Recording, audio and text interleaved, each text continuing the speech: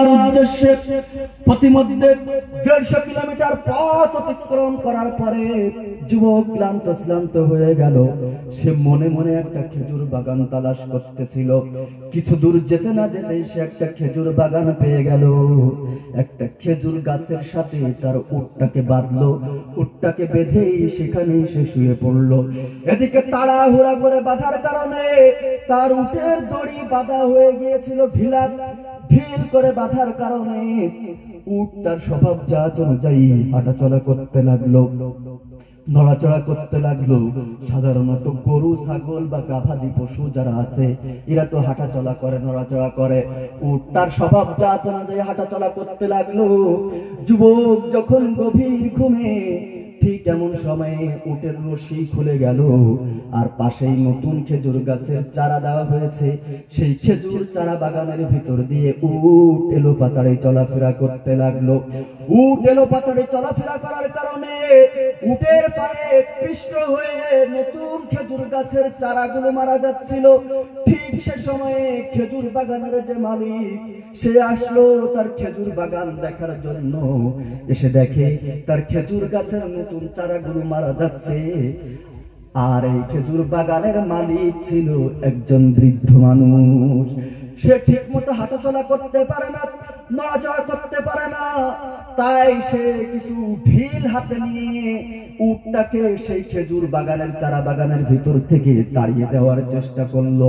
ও মুসলমান ভাইরা রে আমার, খেজুর গাছ বাগানের ভিতর থেকে তাড়ানোর জন্য ঢিল যে মারতেছে, এই ঢিল মারতে মারতে একটা পর্যায়ে এমন একটা ঢিল সে হাতে নিল যার যেটা ছিল একটা ভারী পাথর এবং তার আগা ছিল হুলন্ত এবং ধারালো। এই ভারী পাথর, ধারালো পাথরটা যখন সে উটের দিকে ছুড়ে মারলো, বিদ্ধ হবে না তো হবে, সরাসরি গিয়ে উটের মাথায় বিদ্ধ হলো। আর উটের মাথার খুলি ভেঙে প্রচন্ড রক্তক্ষরণ হতে লাগলো। রক্তক্ষরণ হতে হতে একটা পর্যায়ে উট মারা গেল। উট যখন মারা গেল, এর কিছুক্ষণ পরে যুবকের ঘুম ভেঙে গেল, উটের মালিকের ঘুম ভেঙে গেল। যুবক উঠে দেখে তার উট নাই। উট খুঁজতে খুঁজতে গিয়ে দেখে একটা নতুন খেজুর বাগানের চারা বাগানের ভিতরে তার উট পড়ে আছে। মাথা থেকে প্রচন্ড রক্তক্ষরণ হচ্ছে, তার উট মারা গিয়েছে। বৃদ্ধকে ডাক দিয়ে বলল, আমার উটটাকে কে মেরেছে? বৃদ্ধ বলল, আমি মেরেছি। মুসলমান ভাইরা রে আমার, এই যুবক 150 কিলোমিটার পথ অতিক্রম করে এসেছে। সে ক্লান্ত ছিল, আবার ঘুম থেকে উঠেছে। সাধারণত মানুষ ঘুম থেকে উঠলে মানুষের মেজাজ একটু খারাপ হয়, মানুষের স্বভাবজাত অনুযায়ী এই যুবকের একটু মেজাজ খারাপ ছিল।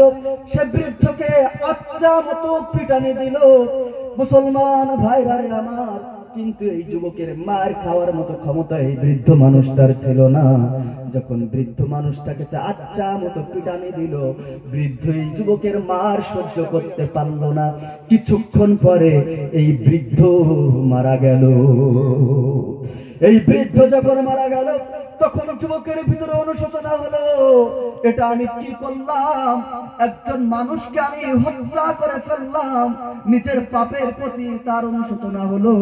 তাই সেখান থেকে তার পালানোর সুযোগ থাকা সত্ত্বেও সেখান থেকে সে পালালো না। এই বৃদ্ধের লাশ নিয়ে সে বসে রইল। ও মুসলমান ভাইরা রে আমার, এদিকে সন্ধ্যা হয়ে গেল, মাগরিবের নামাজ শেষ হয়ে গেল। এই বৃদ্ধ মানুষটা যখন বাড়িতে ফিরল না, এই বৃদ্ধের 2 জন পুত্র সন্তান ছিল। যখন তাদের পিতা বাড়িতে ফিরল না, তখন তাদের পিতার খোঁজে তারা খেজুর বাগানে আসলো। খেজুর বাগানে এসে দেখে তাদের পিতার লাশ পড়ে আছে, আর পাশেই একজন যুবক দাঁড়িয়ে আছে। যুবককে দেখে ডাক দিয়ে বলল, আমাদের পিতাকে কে হত্যা করেছে? সাধারণত মানুষ যদি কোনো মানুষকে মেরে ফেলে মরুভূমির ভিতরে ফাঁকা জায়গায়, তাহলে সেখান থেকে তো সে পালিয়ে যাবে।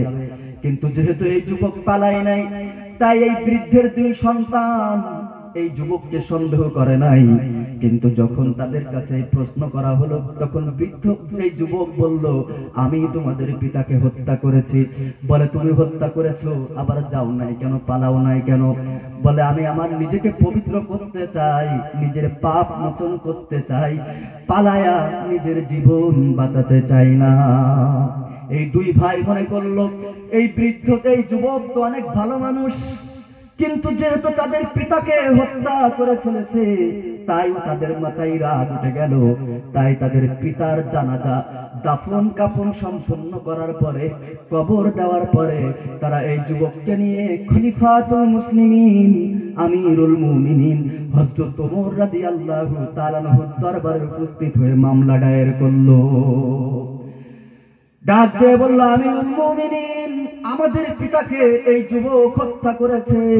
মুসলমান ভাইরা রে আমার, আমিরুল মুমিনিন হযরত ওমর রাদিয়াল্লাহু তাআলা আনহু যুবককে ডাক দিয়ে বললেন, ও যুবক, এই দুই ভাই তোমার বিরুদ্ধে অভিযোগ করেছে, তুমি নাকি তাদের পিতাকে হত্যা করেছো, এই অভিযোগ সত্য নাকি?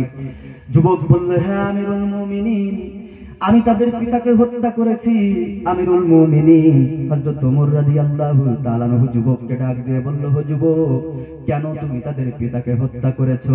যুবক বলল, আমিরুল মুমিনিন, আমার উটটাকে মেরে ফেলেছে আর আমি ক্লান্ত ছিলাম, আমি ঘুম থেকে উঠেছিলাম, আমার মেজাজ খারাপ ছিল, তাই আমি বৃদ্ধকে কিছু মার দিয়েছি।